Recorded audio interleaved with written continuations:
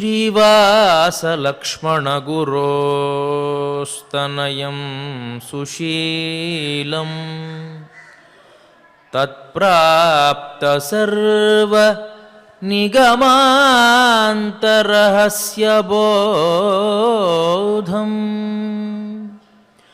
श्रीबालधन्वि कुलवारिधिशीतभानुं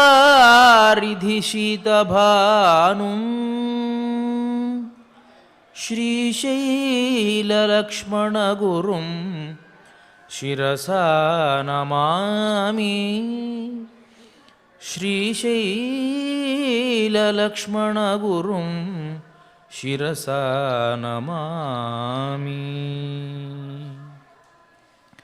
बालाय नीलवपुषे नवकिङ्किणीकजालाभिरामजघनाय दिगम्बराय शार्दूलदिव्य नखभूषणभूषिताय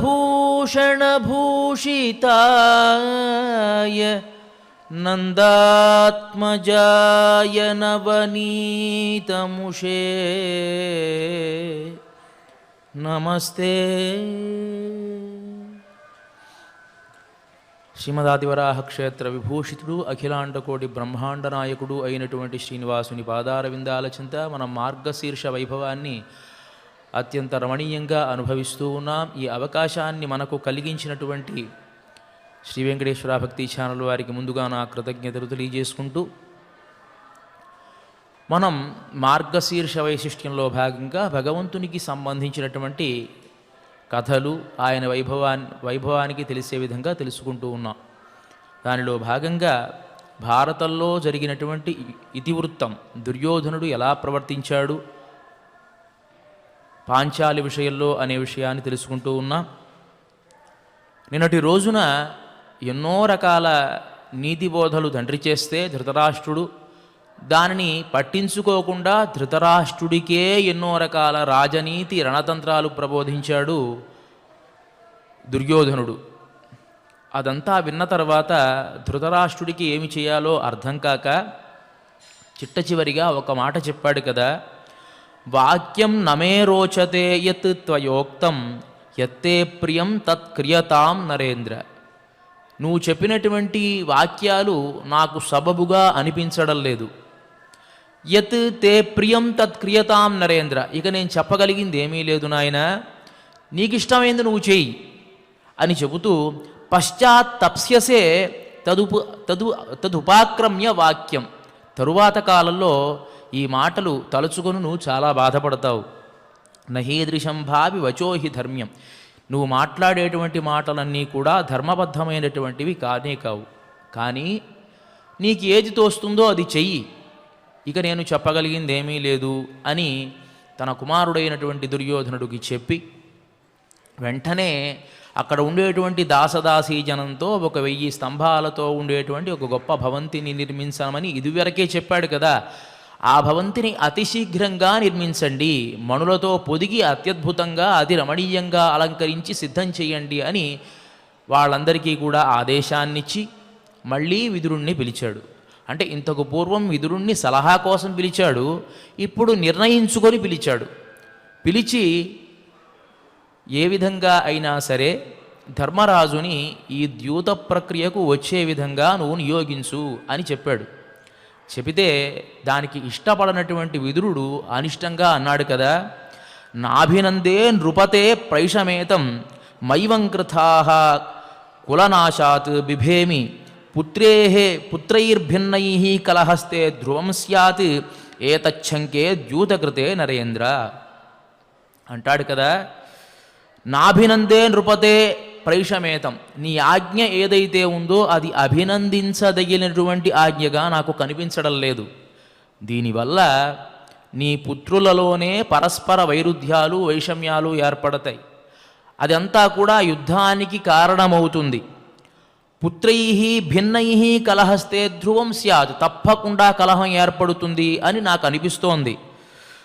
కులనాశాత్ బిభేమి. నేను భయపడేది ఏమిటంటే కురువంశం అంతా అంతరించిపోతుందేమో అని బాధపడుతున్నాను ధృతరాష్ట్ర. ఏతచ్చంకే ద్యూతకృతే నరేంద్ర. ఈ ద్యూతం అనేటువంటిది చాలా దుర్మార్గమైనటువంటిది, కాబట్టి కులనాశం అవుతుంది అని నాకు అనిపిస్తుంది. తప్పకుండా వీరి మధ్యలో తగాదా ఏర్పడుతుంది, తర్వాత అది యుద్ధానికి దారితీస్తుంది అని అనిపిస్తోంది. నీ ఆజ్ఞను మాత్రం నేను అభినందించడం లేదు అని నిర్మోహమాటంగా చెప్పేశాడు. చెబితే వెంటనే ధృతరాష్ట్రుడు అంటున్నాడు కదా, కొంతమంది ఏం చేస్తారయ్యా అంటే వాళ్ళ మనస్సులో ఉండేటువంటి భావాలు గనక తప్పు అని గనక ఎవరైనా ప్రబోధం చేస్తే దాన్ని సమర్థించుకోవడం కోసం కొన్ని మాటలు మాట్లాడతారు. ఇది మనం అనుకునేది కాదు, దైవ నిర్ణయం. ఈ దైవ నిర్ణయాలు మంచి ఎప్పుడు రావండి. ఎప్పుడైతే మనం తప్పు చేస్తూ ఉన్నామో ఆ తప్పు చేసేటువంటి సందర్భంలో మనల్ని మనం సమర్థించుకోవడం కోసం మనం చెప్పేటువంటి మాట అన్నమాట.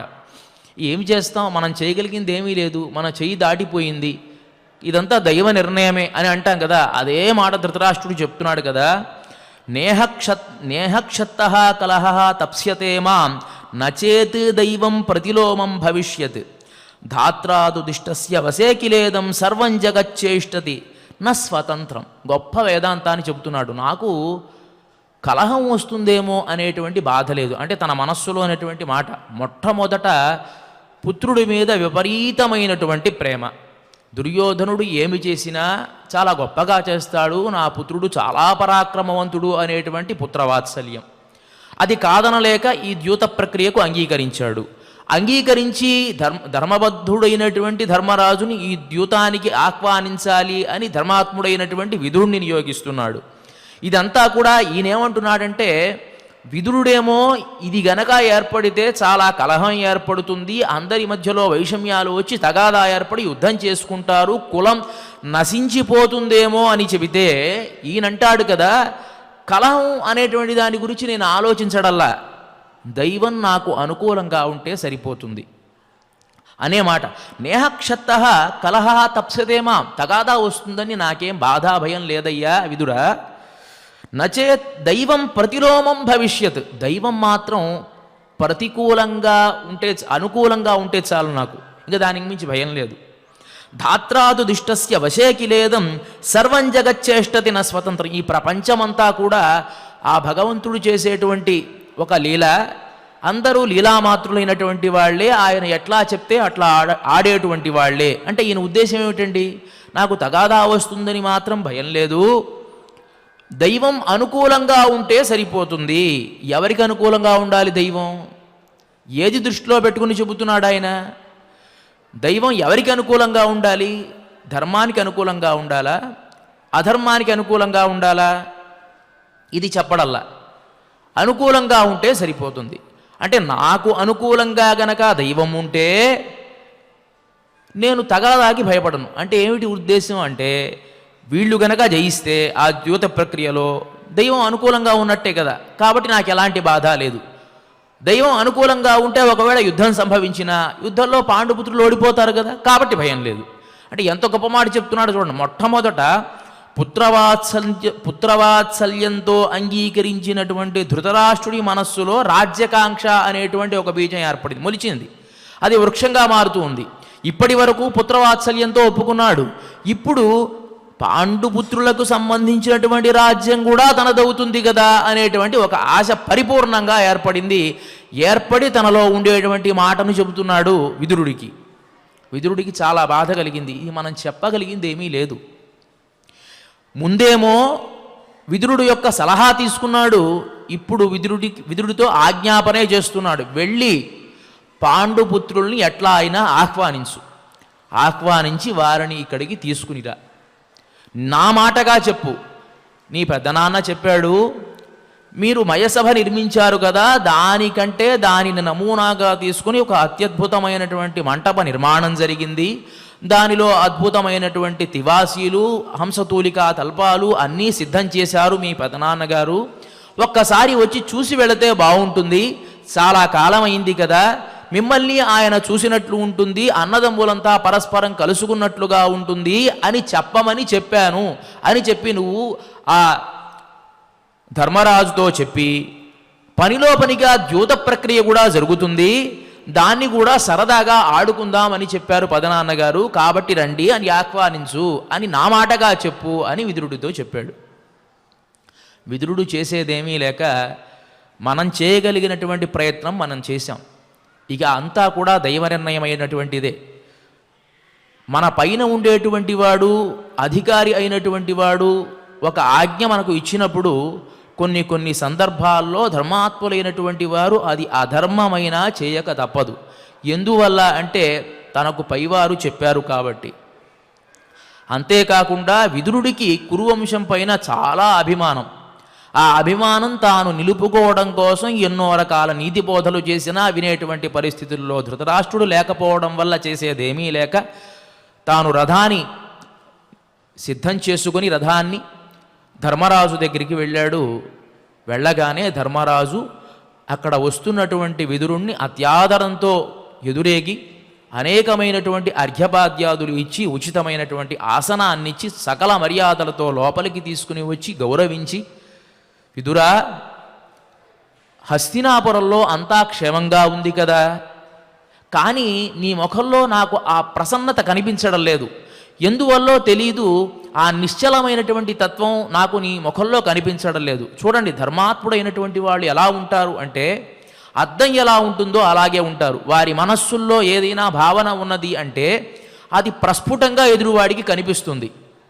ఏదో దాచుకొని మనస్సులో ఒక రకమైనటువంటి భావాన్ని ఉంచుకొని పైనకి ఒక రకంగా ప్రదర్శించడం ధర్మాత్ములైనటువంటి వారికి చేత కాదు. కాబట్టి విదురుడు కూడా అలాంటి మహానుభావుడే. కాబట్టి తాను ధృతరాష్ట్రుడు చేసినటువంటి ఆజ్ఞను మీరలేక వచ్చాను అనేటువంటి విషయాన్ని చెప్పలేక తాను దిగమింగుకొని వచ్చాడు. కాబట్టి ఆయన ముఖంలో ఉండేటువంటి ఆ భావాలన్నీ కూడా ధర్మరాజుకు గోచరిస్తూ ఉన్నాయి. ధర్మరాజు దానిని గమనించాడు, అడుగుతూ ఉన్నాడు, విదురా, హస్తినాపురంలో ఉండేటువంటి వాళ్ళంతా కుశలంగా ఉన్నారు కదా? మా పెదనాన్నగారు సుఖంగానే ఉన్నారా?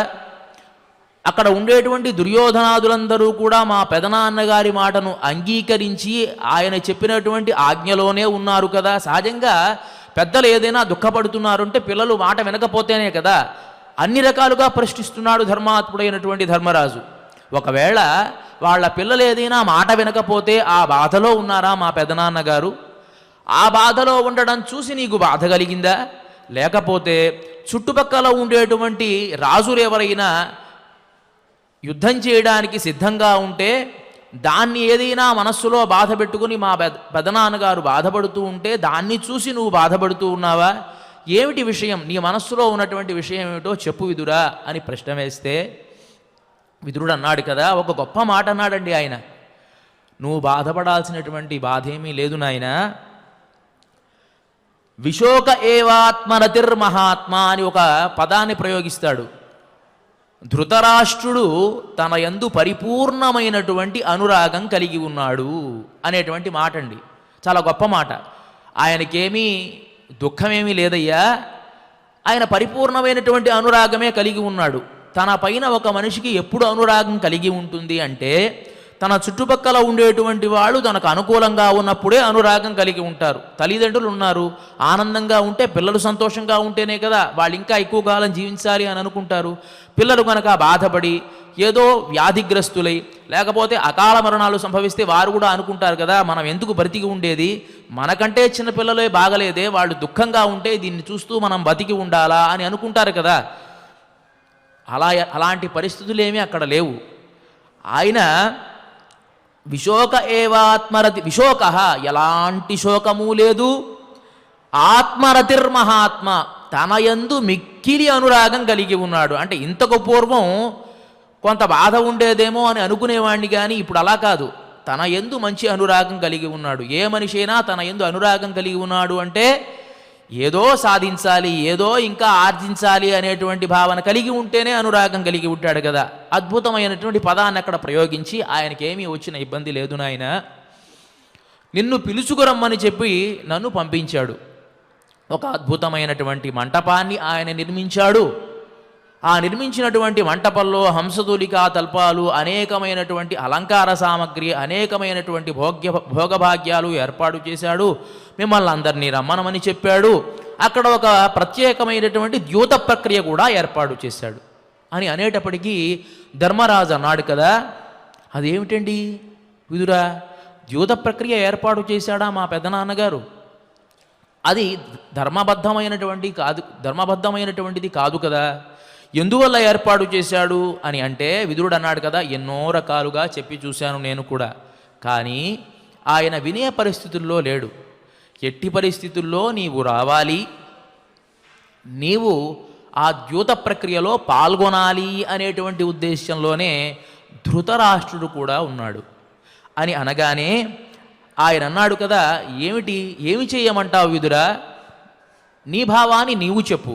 ఎందువల్ల అంటే మా క్షేమాన్ని కోరుకునేటువంటి వాడివి, కురువంశమంతా సుఖంగా ఉండాలి అని ఆలోచించేటువంటి వాళ్ళలో మొట్టమొదటి వాడివి నీవు, మాకు పూజించదగినటువంటి వ్యక్తివి నీవు.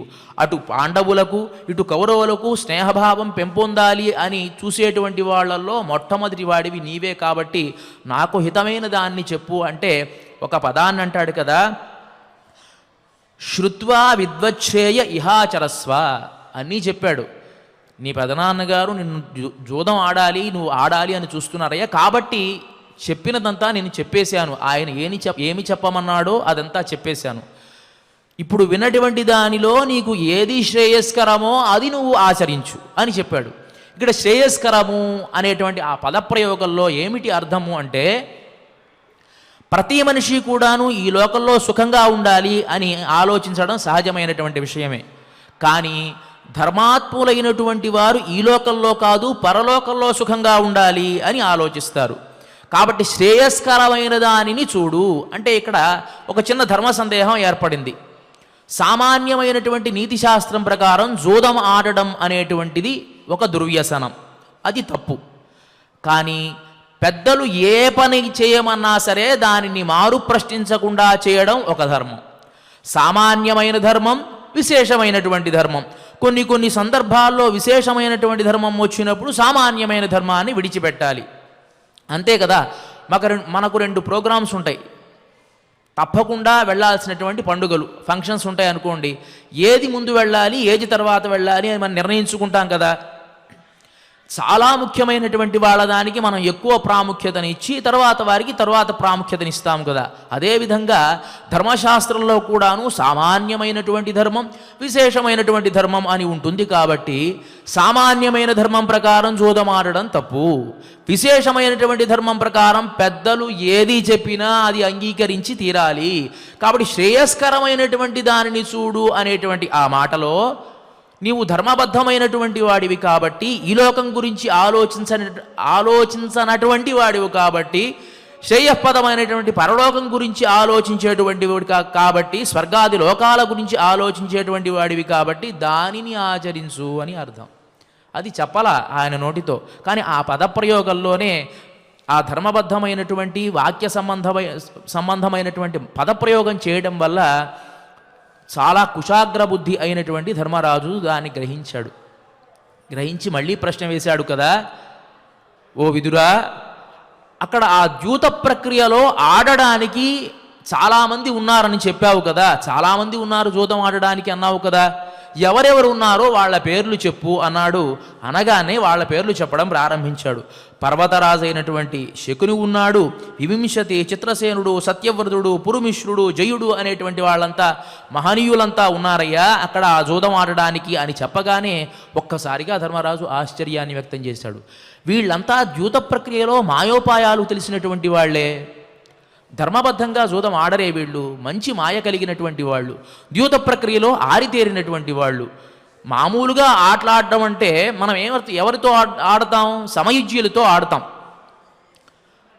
మనకంటే నైపుణ్యం కలిగినటువంటి వాడితో ఆడతామా? ఒక ఆట అన్నప్పుడు సరదాగా ఆడుకునేటువంటి ఆటలో మనకు సమానంగా ఉన్నటువంటి వాడితో, మన బుద్ధి ఉన్నటువంటి వాడితో ఆడతాం.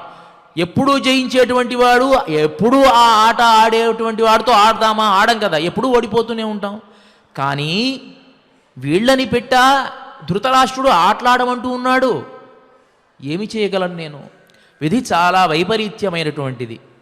నా తండ్రి అయినటువంటి ధృతరాష్ట్రుడు, అంటే నా పెద్ద తండ్రి అయినటువంటి వాడు, నాకు తండ్రితో సమానమైనటువంటి ధృతరాష్ట్రుడు ఈ ఆజ్ఞను నాకు ఇచ్చినప్పుడు నేను ఏమీ చేయలేను కదా.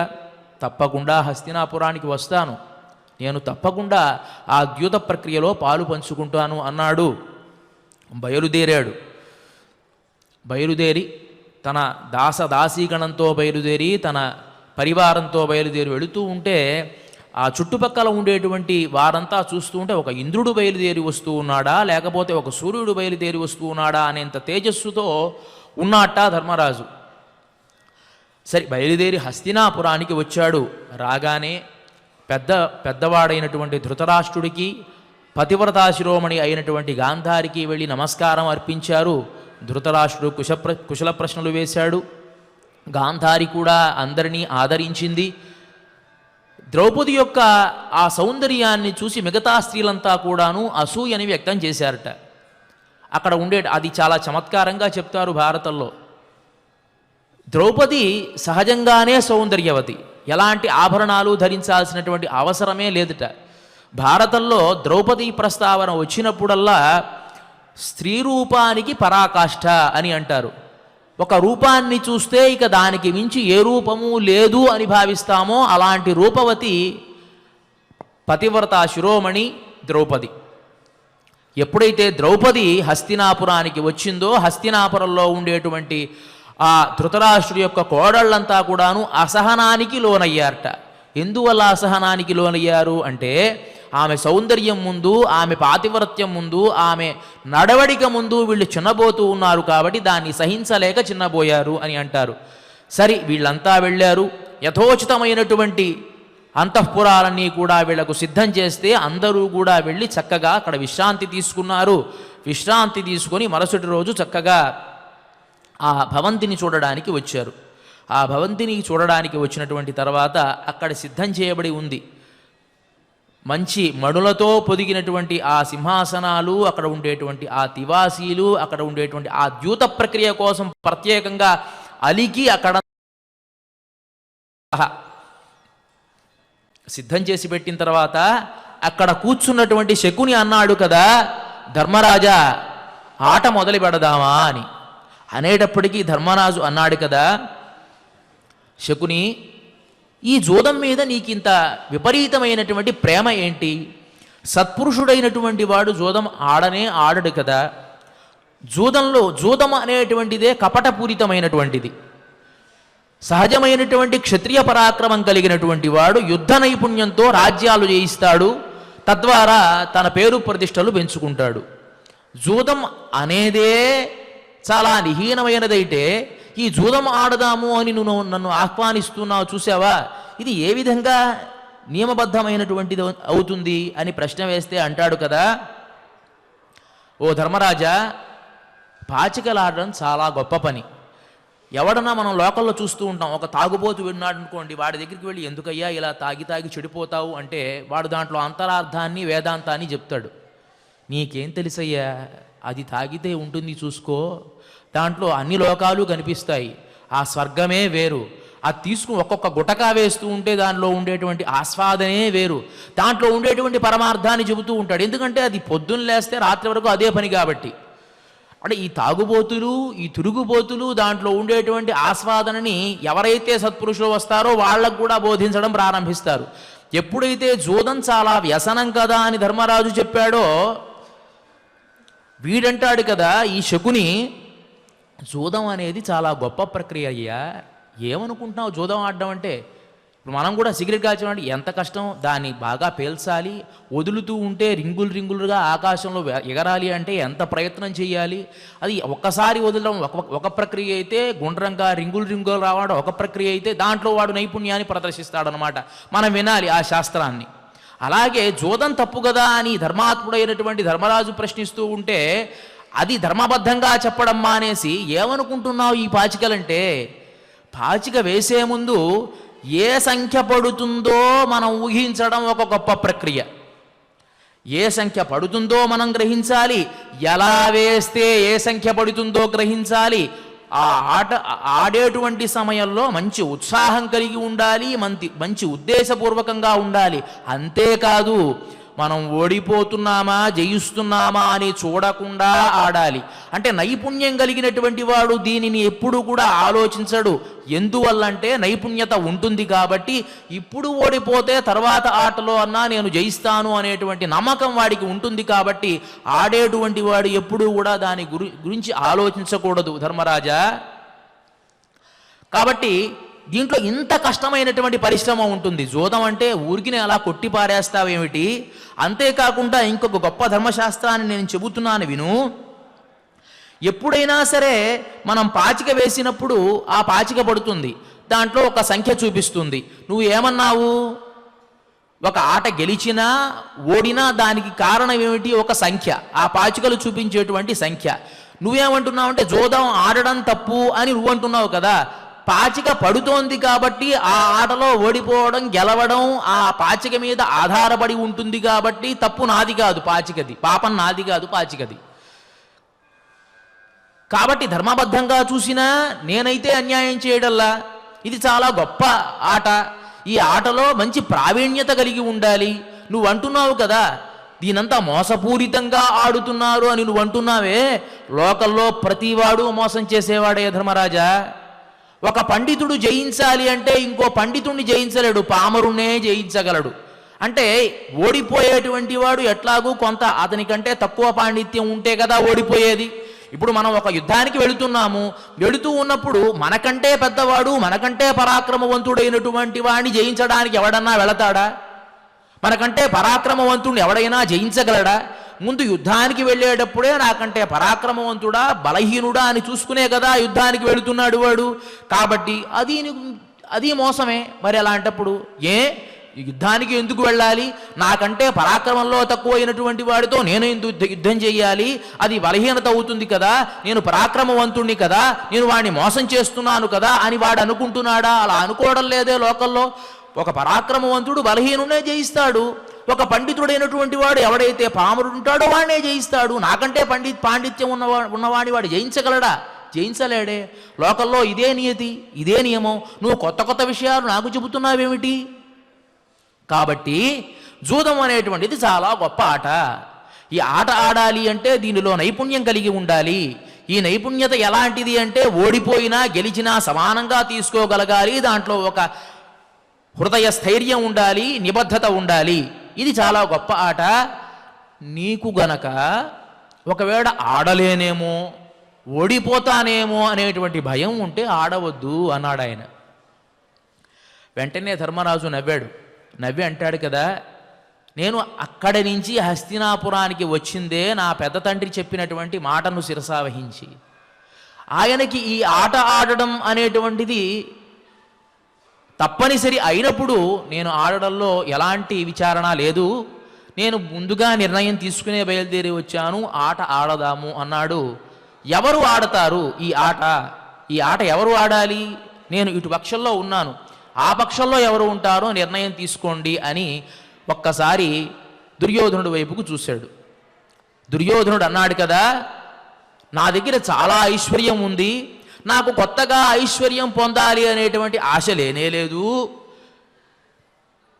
కాబట్టి నేను ఆట ఆడను, నా బదులు శకుని ఆడతాడు. నా ఐశ్వర్యాన్ని అంతా ఒకవైపు పెడతాను, నా మణులు రత్నాలు అన్నీ కూడా ఒక పార్శ్వం వైపు పెడతాను, నీ దగ్గర ఉండేటువంటి ఐశ్వర్యం ఏదో నువ్వు పెట్టు, అని ఆట మాత్రం నేను ఆడను, శకుని ఆడతాడు నా బదులు అని చెప్పాడు దుర్యోధనుడు. ధర్మరాజు అన్నాడు కదా, విషమమైనటువంటి పరిస్థితిని నువ్వు తీసుకొస్తున్నావు. అంటే విషమమైన పరిస్థితి ఇది. ఎందువల్ల అంటే ఆటలో ఎప్పుడూ కూడాను ఎవరైతే ఉంటాడో వాడు ఆడుకోవాలి. నా పక్క ఇంకోడు ఆడతాడు నా బదులు అంటే ఏమిటి అర్థం? అంటే నాకు నమ్మకం లేదు అని అర్థం. నువ్వు నాతో ఆడడానికి నీకు నమ్మకం లేక శకుని పంపించావు. సరే, ఆట మొదలుపెట్టాం కాబట్టి ఆట ఆడి తీరాల్సిందే అని వెంటనే తన మెడలో ఉండేటువంటి ఒక పెద్ద హారాన్ని, ఆ హారంలో ఉండేటువంటి మణులు ఎక్కడా కూడా దొరకవు కాబట్టి అమూల్యమైనటువంటి ఆ హారాన్ని తాను పందెల్లో పెట్టి ముందు పాచిక వేయమన్నాడు. వేశాడు శకుని, జయించాడు. అయిపోయింది అక్కడికి. మళ్ళీ ఇంకోటి పందెంలో పెట్టాడు, దాన్ని ఓడిపోయాడు. నా దగ్గర ఉండేటువంటి ఎన్నో శతనిష్కాలు 1000 నిష్కాలు సంబంధించినటువంటి బంగారం అంతా కూడాను ఖజానాలు ఉన్నాయి, దాన్ని పణంగా పెడుతున్నాను అన్నాడు. అది ఓడిపోయాడు ధర్మరాజు. మాట మాట్లాడితే వెంటనే శకుని పాచికి వేయడం, నేను జయించాను అని చెప్పడం. అక్కడ ఆ పదప్రయోగంలోని కూడాను జితమిత్యేవ శకుని యుధిష్ఠిరమభాషత, ఎప్పుడు వేసిన జితమిత్యేవ శకుని యుధిష్ఠిరమభాషత, జితమిత్యేవ శకుని యుధిష్ఠిరమభాషత.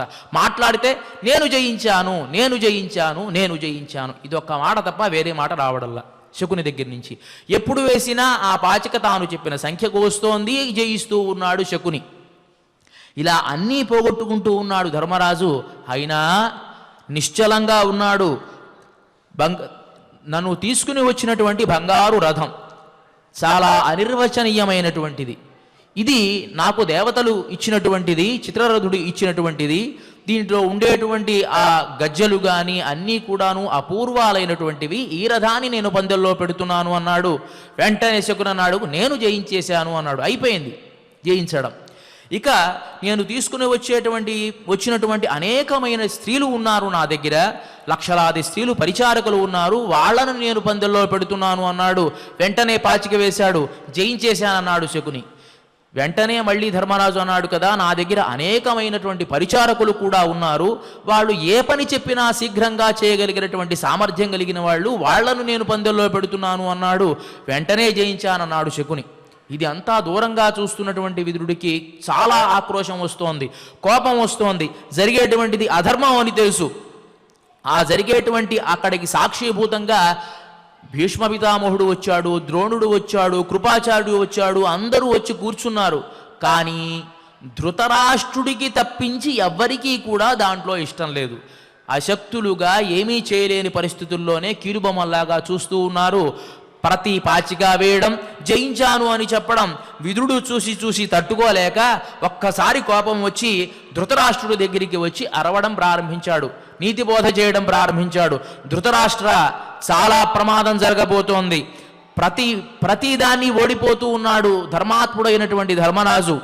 నువ్వు పుత్రుడు రూపంలో కన్నటువంటి వాడు, నీ కులహీనుడైనటువంటి వాడు నీ పుత్రుడు జన్మించినప్పుడే నక్క పెద్దగా ఊరలు వేసింది. అలాంటి ఆ నక్కే నీ పుత్రుడి రూపంలో పుట్టిందేమో, కాబట్టి నీ వంశం క్షయించిపోతుంది. ధర్మాత్ముడైనటువంటి ధర్మరాజుతో నువ్వు ఎప్పుడు కూడాను ద్రోహచింతన చేసి వారితో శత్రుత్వం పెట్టుకోకూడదు అని చెప్పి ఎన్నో రకాల నీతి బోధలు చేశాడు. తేనెను ఆస్వాదించాలి అని చెప్పి తేనె పట్టు కోసం పైకెక్కేటువంటి వాడు తేనె వస్తే పర్వాలా, కిందకి జారిపోతాడేమో చెప్పలేము, తేనె పట్టు వస్తుంది అని చెప్పి ఆశతో పైకెగిరినటువంటి వాడు కాలు జారితే కింద పడి అధపాతాళానికి పడిపోతాడు. అట్లా అవుతుంది నీ పరిస్థితి. ఎన్నో రకాల నీతి బోధలు చేస్తూ ఏ కులంలో అయితే దుర్మార్గుడైనటువంటి పుత్రుడు ఉంటాడో వాడిని విడిచిపెట్టమని శాస్త్రం చెబుతోంది ధృతరాష్ట్ర. కాబట్టి శీఘ్రంగా నీ పుత్రుని విడిచిపెట్టు. వీడు గనక ఇలాగే గనక జూదం ఆడడం ప్రారంభిస్తే దీనివల్ల పర్యవసానాలు వేరుగా ఉంటాయి. ఈ అత్యుత్సాహంతో ఇతను చేసేటువంటి క్రియ ఏదైతే ఉంటుందో దాని పర్యవసానం చాలా తీవ్రంగా ఉంటుంది. కాబట్టి శీఘ్రంగా వీడిని బంధించు, వీడిని వధించు, ఏదో ఒకటి చెయ్యి. ఇంతకు పూర్వం కంసుడు అనేటువంటి రాక్షసుణ్ణి అక్కడ ఉండేటువంటి యాదవులంతా బహిష్కరిస్తే వారి అనుమతితోనే కృష్ణ పరమాత్మ ఆ కంసుణ్ణి సంహరించి ఆ కులాన్ని అభివృద్ధి చేశాడు. ఒక్క కంసుడు గనక ఉంటే కులం అంతా నశించేది. అలాంటి ఆ కంసుడిని కులమే త్యజించింది కాబట్టి కులం కాపాడబడింది. ధృతరాష్ట్ర, నీ కులాన్ని నువ్వు కాపాడుకోవాలి, నీ వంశాన్ని నువ్వు కాపాడుకోవాలి అని గనక అనుకుంటే నీ ఒక్క కుమారుణ్ణి నువ్వు త్యజించు, మిగతా వారంతా బాగుంటారు. వీడిని గనక ఇలాగే ఉంచుకుంటే వంశం మొత్తం అంతరించిపోతుంది, నా మాట విను అని ఎన్నో రకాలుగా చెప్పాడు. ఒక గొప్ప కథ కూడా చెప్పాడు. పూర్వం ఒక రాజు ఉండేవాడు, వాడికి బంగారం ఇచ్చేటువంటి పక్షులు దొరికితే ఆ పక్షిని వాడు అత్యాశతో బంగారం ఎక్కువగా వస్తుంది కదా అనేటువంటి ఆశతో ఆ పక్షిని ఏ విధంగా అయితే కోసి తాను పూర్తిగా ఆ ఫలితాన్ని పొందలేకపోయాడో, అంటే వర్తమాన కాలంలోనూ ప్రయోజనాన్ని కోల్పోయాడు, భవిష్యత్ కాలంలోనూ ప్రయోజనాన్ని కోల్పోయాడు. అదేవిధంగా నువ్వు ఇప్పుడు వీరితో గనక శత్రుత్వాన్ని గనక సలిపితే నీకు ఉండేటువంటి వర్తమాన కాలాన్ని, భవిష్యత్ కాలాన్ని నువ్వు కోల్పోతావు అని చెప్పి ప్రారంభించి ఎన్నో రకాల నీతి బోధలు చేస్తూ ఉన్నాడు. ధృతరాష్ట్రుడు వినేటువంటి పరిస్థితుల్లోనే లేడు.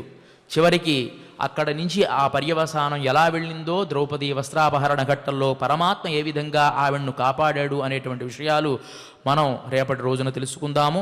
ఇక ఇవాటి రోజున మార్గశీర్ష అధిదేవత అయినటువంటి ఆ శ్రీమన్నారాయణుణ్ణి దేవతలు చేసినటువంటి స్తోత్రంతో ప్రార్థిద్దాము. ఎవరైతే శ్రీ వెంకటేశ్వర భక్తి ఛానల్ ప్రసార మాధ్యమం ద్వారా ఈ కార్యక్రమాన్ని వీక్షిస్తూ ఉన్నారో వారంతా నిమిలిత నేత్రులే భగవంతుని పాదార విందాలను మనసులో లగ్నం చేసుకుని ఈ విధంగా పఠించండి. బ్రహ్మా భవశ్చ తత్రైత్య మునిభిర్నారదాదిభిః దేవైః సానుచరైః సాకం గీర్భిర్వృషణమైడయన్ సత్యవ్రతం సత్యపరం త్రిసత్యం సత్యస్య యోనిం నిహితం చ సత్యే సత్యస్య సత్యమృత సత్యనేత్రం సత్యాత్మకం త్వాం శరణం ప్రపన్నాః ఏకాయనోऽసౌ ద్విఫలస్త్రిమూలః చతూరసః పంచవిధః షడాత్మా సప్తత్వగష్టవిటపో నవాక్షో సచ్చతి ద్విఖగోహ్యాదివృక్షః త్వమేక ఏవాస్య సతః ప్రసూతిః త్వం సన్నిధానం త్వమనుగ్రహశ్చ తన్మాయయా సంవృతచేతసస్త్వాం పశ్యంతి నానాన విపశ్చితో యే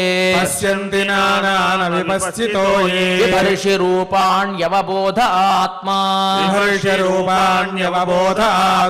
క్షేమాయ లోకస్య చరాచరస్య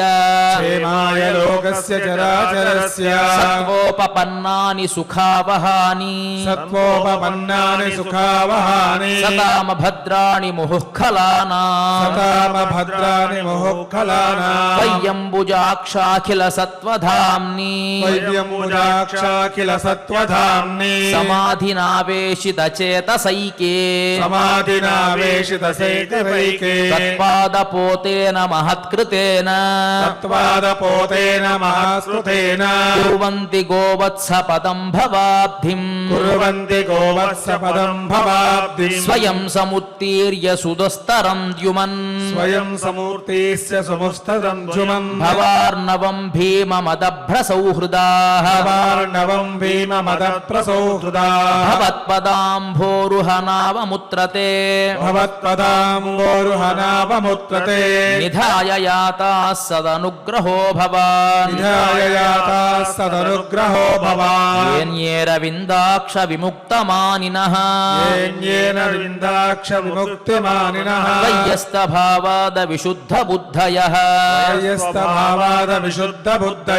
ఆరుహ్య కృచ్ఛ్రేణ పరం పదం తతః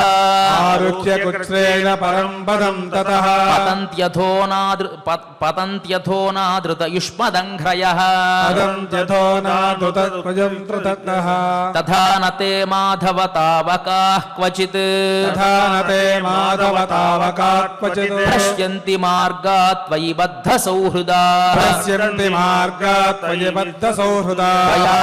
త్వయాభిగుప్తా విచరంతి నిర్భయాః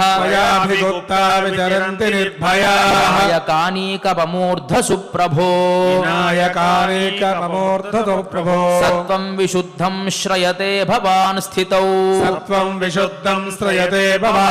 శరీరిణాం శ్రేయ ఉపాయనం వపుః వేదక్రియాయోగ తపస్సమాధిభిః తవార్హణంగేన జనః సమీహతే సత్వం చ చేద్ధాతరిదం నిజం భవేత్ విజ్ఞానమజ్ఞానభిదాపమార్జనం గుణప్రకాశైరనుమీయతే భవాన్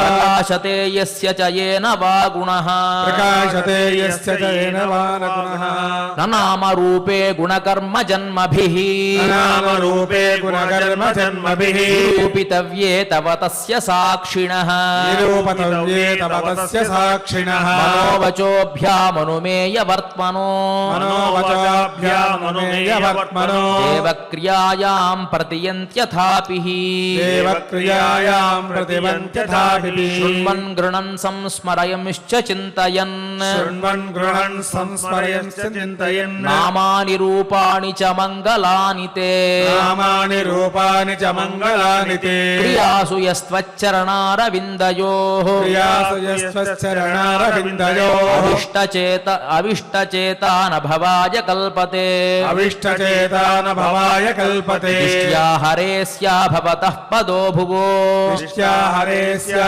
భవతః పదో భువో ఆరోపనీతస్తవ జన్మనేషితుః ఆరోపణీయస్తవ జన్మనేషితుః దృష్ట్యాంకితాన్ త్వత్పదకైః సుశోభనైః దృశ్యాంకితాం తత్పదతైకశోభనైః ద్రక్ష్యామ గాంధ్యాం చ తవానుకంపితాం రక్ష్యామగాంధ్యాం చ తవానుకంపితాం నతే భవస్యేష భవస్య కారణం నతే భవస్యేష భవస్య కారణం వినా వినోదం బత తర్కయామహే వినా వినోదం బలవత్కయామహే భవో నిరోధస్థితిరప్య విద్యయా భవో నిరోధస్థిరవ్య విద్యయా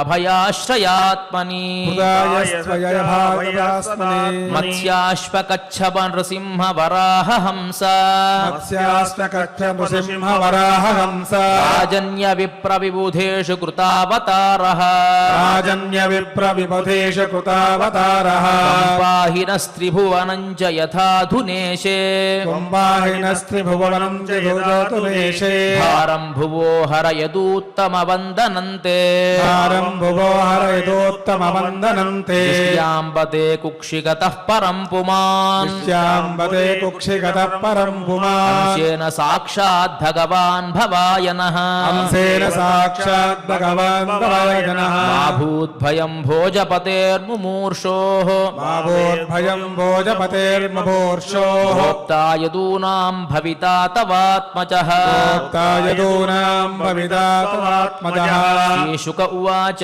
శ్రీశుక ఉవాచ ఇత్యభిష్టూయ పురుషం ఇత్యభిష్టోయ పురుషం యద్రూపమనిదం యథా యద్రూపమణితం యథా బ్రహ్మేశానో పురోధాయ బ్రహ్మేశానో పురోధాయ దేవాః ప్రతియయుర్దివం దేవా ప్రతయుర్దినం ఇది శ్రీమద్భాగవతే శ్రీమద్భాగవతే మహాపురాణే మహాపురాణే దశమస్కంధే దశమస్కంధే పూర్వార్ధే పూర్వార్ధే ద్వితీయేऽధ్యాయే ద్వితీయేऽధ్యాయే దేవకృత దేవకృత శ్రీవిష్ణుస్తోత్రం శ్రీవిష్ణుస్తోత్రం. ఇక ఇవాళ ఈ కార్యక్రమాన్ని క్షమాప్రార్థన నుంచి మంగళం వరకు అందరం కలిసి పారాయణ చేసి మంగళకరంగా ముగిద్దాం. అథ క్షమా ప్రార్థన యదక్షరపదభ్రష్టం మాత్రాహీనం జయద్భవేద్ తత్సర్వం క్షమ్యతాం దేవ నారాయణ నమోస్తుతే.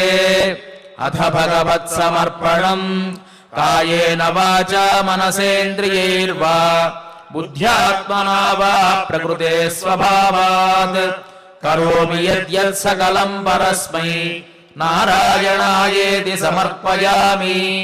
అథ మంగళం శ్రియః కాంతాయ కళ్యాణ నిధయే నిధయేర్థినాం శ్రీవేంకట నివాసాయ శ్రీనివాసాయ మంగళం.